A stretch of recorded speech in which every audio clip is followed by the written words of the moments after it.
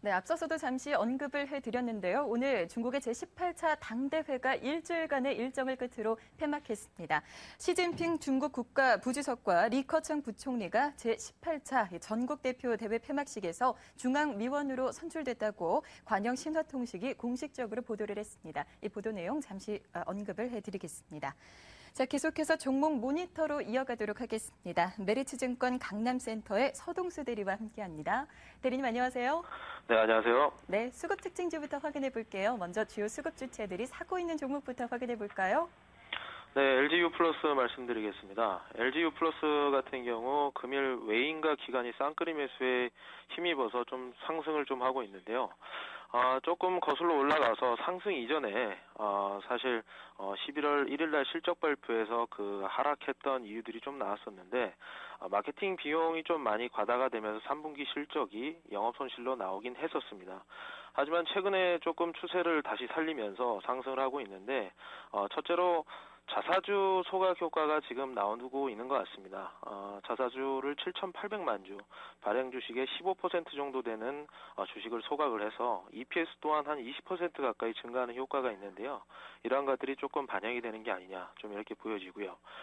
LTE 서비스, 여러분들 많이 LGU 플러스 상품을 써보시면 상당히 성능이 좋습니다. 그래서 가입자도 계속적으로 지속적으로 증가하고 있는 추이이고 올해 같은 경우 LTE 고객 비중이 지금 42.1% 정도 있는데 내년에는 한 71.4%까지 늘어날 것으로 좀 보여지고 있거든요.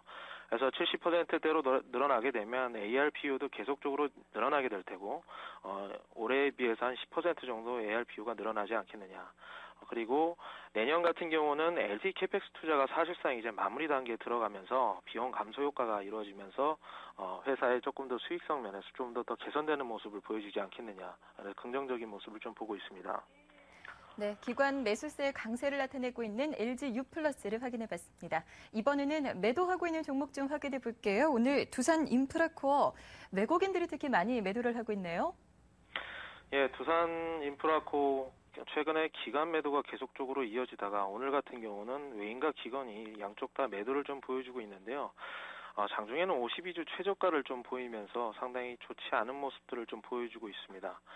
회사 재무적으로는 부채 비율이 조금 하락하고 유보율이 작년에 비해서 조금 높아지는 좋아지는 모습들을 약간 보여주고는 있습니다만 주가적으로 상당히 답답한 모습을 좀 보여주고 있습니다.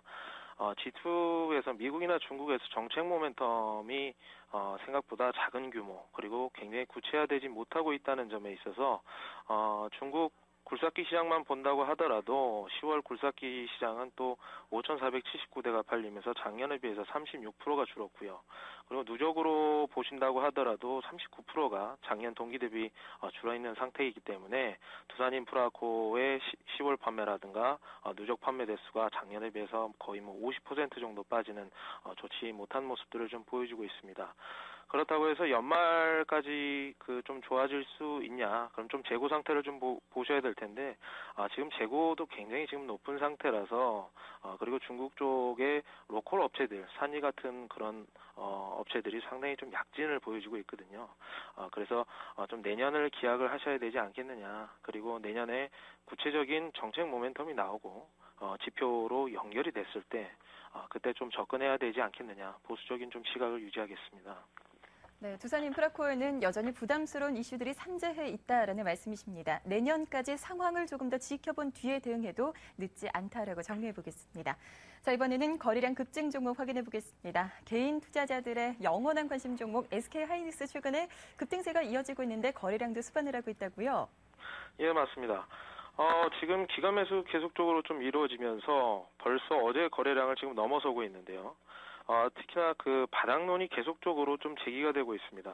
디램 가격이 1달러를 밑으로 내려가서 가격이 0.85달러까지 좀 내려오긴 했지만 더 이상 여기에서는 하락하기 힘들다는 컨센서스가 좀 모아지고 있고요. 공급 부족으로 인한 반등이 좀 가능하지 않겠느냐. 그래서 계속 좋은 모습들을 연출해 나가고 있습니다. 3분기 같은 경우에는 영업 손실이 151억이 있었습니다. 하지만 컨센서스가 600억에서 1000억 정도를 예상했다는 것을 감안해 봤을 때 상당히 상회를 했었거든요. 이러한 것들은 지금 모바일 환경으로 상당히 능동적으로 변화하고 있다는 것이 증거로 나온 것으로 좀 보여집니다. 앞으로 2013년도 같은 경우는 기존의 낸드 수요가 59% 정도 늘어나고 또 SSD의 또 컨트롤러 기술 내재화로 인해서 마진이 좋아질 수 있는 구석들이 좀 있기 때문에 앞으로 좀 수익성이 개선되고 내년 같은 경우는 1조 7,500억 정도의 영업이익을 낼 수 있지 않겠느냐, 흑자로 전환할 수 있다, 이런 예상을 좀 보면서 주가 흐름 긍정적으로 좀 예상해 보겠습니다. 네, SK 하이닉스 내년도 실적이 좋아질 것으로 예상되고 있습니다. 긍정적으로 접근이 가능하겠다라고 말씀해 주셨네요.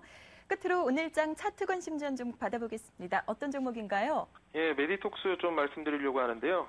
메디톡스 같은 경우에는 지금 60일 이동평균선을 오늘 장중에 계속 터치를 하고 계속 반등을 주고 왔다 갔다 좀 하고는 있습니다만 지금 이동평균선들이 지금 85,000원에 지금 모이고 있는 상황이거든요. 그래서 최근에 상승 추세를 계속 이어오다가 지금 한 달 정도 횡보가 좀 진행이 됐었는데 오늘 좀 의미 있는 양봉을 좀 기대를 좀 해봅니다.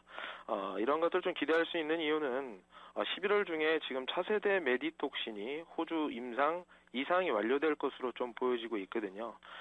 지금 보톡스와 같은 성능을 가지면서도 메디톡신의 경우 30% 저렴하기 때문에 이러한 것들이 지금 2013년도에 러시아 신규 수출로도 이어지고 있고 기존의 남미 이쪽의 수출도 확대가 되고 국내 치료용 메디톡신 시장도 작년에 비해서 한 30% 정도 늘어날 것으로 좀 보고 있거든요. 중장기 모멘텀을 확보한 만큼 좋은 흐름을 충분히 가져갈 수 있겠다, 이렇게 좀 보고 있습니다. 네, 오늘의 차트 관심주 메디톡스까지 받아봤습니다. 여기까지 들을게요. 메리츠증권 강남센터의 서동수 대리였습니다. 말씀 고맙습니다. 감사합니다.